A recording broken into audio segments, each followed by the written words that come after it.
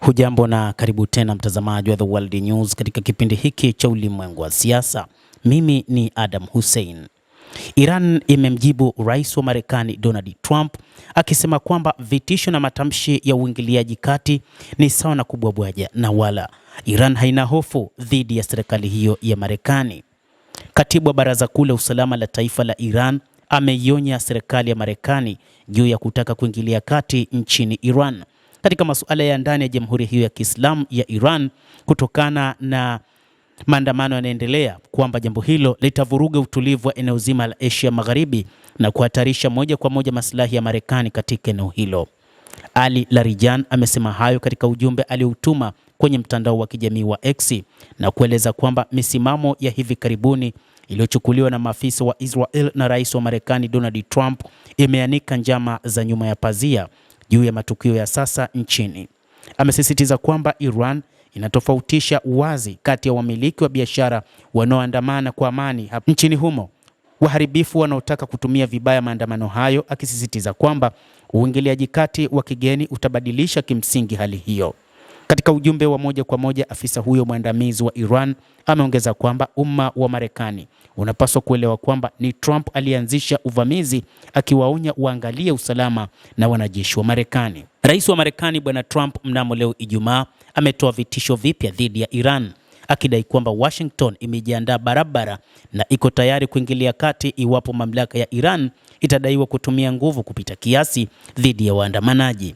Katibu wa Baraza Kuu la Usalama la Taifa la Iran ameonya kwamba Trump anapaswa kufahamu kikamilifu kwamba kuhusika kwa Marekani katika suala la ndani kungesababisha ukosefu wa utulivu wa kikanda na mmomonyoko wa maslahi ya Marekani. Katika ujumbe kwenye jukwaa lake la Truth Social, Rais Donald Trump wa Marekani ni kama vile amebwabwaja kwamba ikiwa Iran itawapiga risasi na kuwaua waandamanaji wa amani, Marekani itawaokoa. Kauli ya Trump inafuata mkumbo maarufu ambapo maafisa wa Marekani hujinadi kama watetezi wa haki za binadamu nje ya nchi, huku akipuuza au kuhalalisha majibu makali ya vyombo vya dola dhidi ya wapinzani na wakosoaji ndani ya Marekani yenyewe. Maana yake ni kwamba nchini Marekani kumekuwa na mambo mengi ambayo yanatokea, huku serikali ya Marekani ikishindwa kuzingatia masuala ya kibinadamu ndani ya taifa hilo.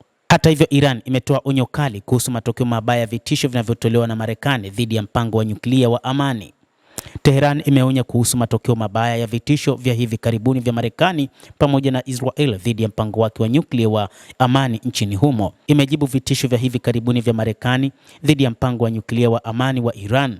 Ofisi ya mwakilishi wa kudumu wa Jamhuri ya Kiislamu ya Iran katika mashirika ya kimataifa huko Vienna imemtumia barua Rafael Gross, mkurugenzi mkuu wa shirika la kimataifa la nishati ya atomiki IAEA, ikionya kuhusu matokeo hatari ya kuendelezwa vitisho hivyo kwa hadhi ya shirika hilo na mfumo wa kimataifa wa kuzuia kuenezwa kwa silaha za nyuklia. Ujumbe wa ofisi hiyo ulitolewa kwenye mtandao wa kijamii wa X mnamo Jumatano ya wiki hii. Umeonya kwamba kukaririwa vitisho hivyo kunahatarisha hadhi ya shirika la kimataifa la nishati ya atomiki na kudhoofisha hali ya kuaminiana kimataifa. Ujumbe huo unaongeza kuwa vitendo hivyo vya kijinga lazima vilaaniwe na wahusika wawajibishwe kikamilifu. Ujumbe huo unakuja huku Rais Donald Trump akikiri maneno ya vitisho vya zamani dhidi ya Jamhuri ya Kiislamu ya Iran mnamo Jumatatu ya Disemba 29 alipokutana na Waziri Mkuu wa Israel Benjamin Netanyahu. Trump alitoa madai dhidi ya Iran akisema, nimesikia kwamba Iran inajaribu kujenga upya uwezo wake wa nyuklia na ikiwa itafanya hivyo tutauharibu, na tumai hilo halitatokea. Lakini mipango ya Marekani kwa sasa ni kutafuta njia tu ya kuweza kupambana na Iran kwa namna yoyote. Waziri wa mambo ya kigeni wa Iran Abbas Araghchi amevitaja vitisho vya Rais Donald Trump kuwa ni ukiukwaji mkubwa wa sheria za kimataifa na hati ya Umoja wa Mataifa, na ametoa wito wa kulaaniwa vikali kimataifa matamshi hayo ya kichochezi, akisisitiza haki isiyopingika ya Jamhuri ya Kiislamu ya Iran ya kujilinda kwa mujibu wa kifungu cha 51 cha hati ya Umoja wa Mataifa, akisema kwamba jamhuri hiyo haitasita kutoa jibu kali na la kujutisha kwa uchokozi wa aina yoyote utakaofanywa na Marekani pamoja na Israel. Mtazamaji wa The World News, endelea kutufuatilia, lakini usisahau kulike, usisahau kucomment, kadhalika na kusubscribe channel yetu hii ili upate habari hizi kwa mapana kupitia The World News. Mimi ni Adam Hussein, endelea kuwa nasi wakati wote, endelea kutufuatilia.